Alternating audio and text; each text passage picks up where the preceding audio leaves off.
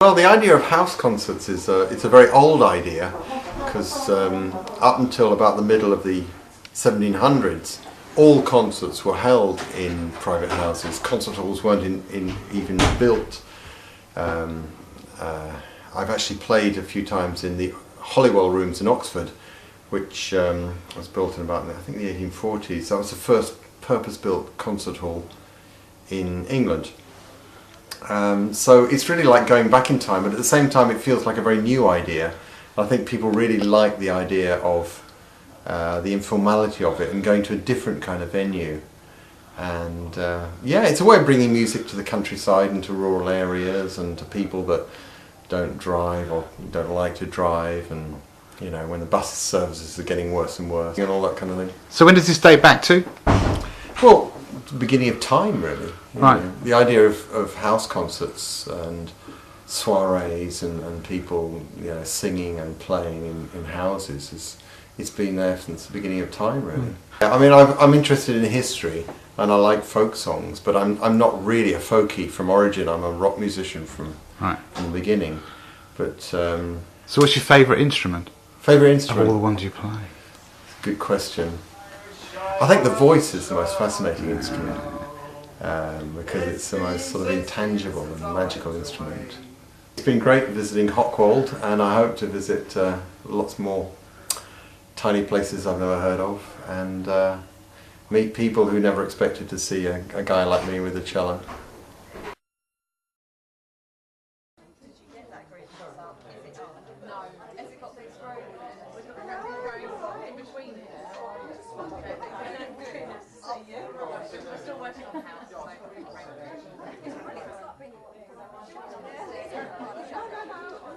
No, well, thank you once again. And can I introduce RayCooper?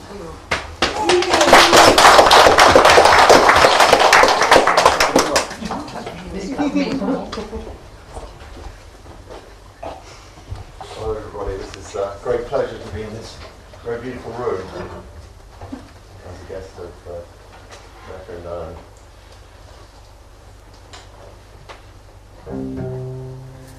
Well, I'm half Scottish and half English, so I'm going to start with an Irish tune. I'm also slightly Irish, actually. And then sing an English song.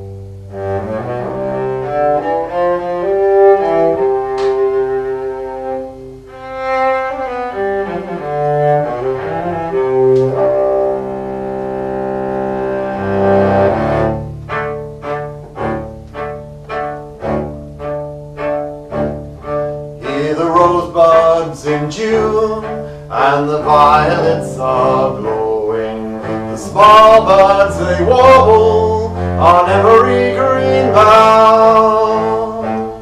Hear the pinks and the lily and the daffodil new at on and perfume those sweet meadows in June.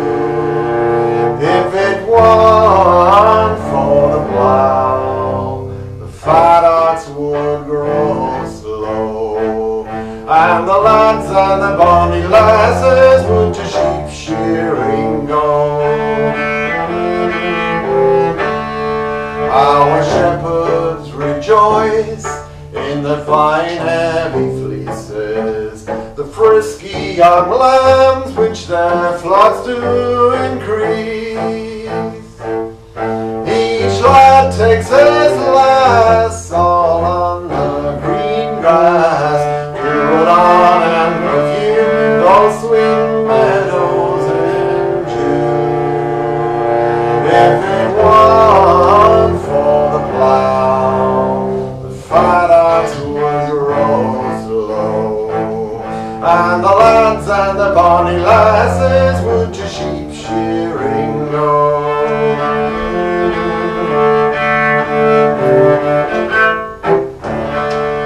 Our clean milking pails are fouled with good ale.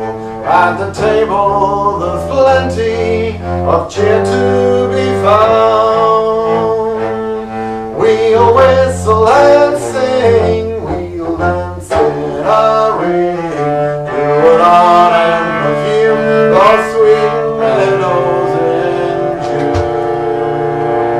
If it weren't for the plough, the fat ox would grow slow, and the lads and the bonny lasses would to sheep shearing go. Now the sheep shearing's over, and the harvest to draw nigh. We'll prepare for the fields, our strength for to try. We'll plough and we'll mow, we'll reap and we'll sow, to put on and perfume those sweet meadows in June. If it weren't for the plough, the fat ox would grow slow, and the lads and the bonny lasses would to sheep shearing go.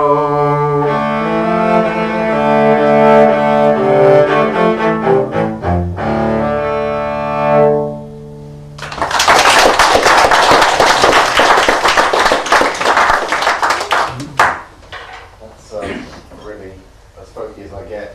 That's a kind of a harvest song, really, and today being Thanksgiving, maybe that's appropriate. You can tell it's a folk song. It's the elements, isn't it? Ploughing, mowing, chasing girls, sheep.